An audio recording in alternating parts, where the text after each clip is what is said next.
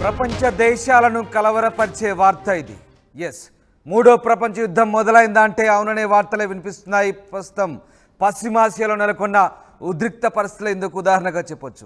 వార్లోకి డైరెక్ట్గా America, Russia entry ఇచ్చాయి. Russia నుంచి ఇరాన్కు పెద్ద ఎత్తున ఫైటర్ జెట్లు, మిసైళ్లు వచ్చాయి. ఇక అమెరికా నుంచి ఇజ్రాయెల్కు భారీగా బలగాలను మోహరించారు. ఇరాన్, ఇజ్రాయెల్ల మధ్య బాంబుల వర్షం కురుస్తోంది. హై టెక్నాలజీ వెపన్స్తో విరుచుకుపడుతున్నాయి ఇరు వర్గాలు. ఇజ్రాయెల్, హిజ్బుల్లా మధ్య కొనసాగుతున్న వార్ ఇప్పట్లో ముగిసేలా లేదు. ఇజ్రాయెల్ దాడుల్లో లెబనాన్ చెందిన 5 మృతి చెందారు.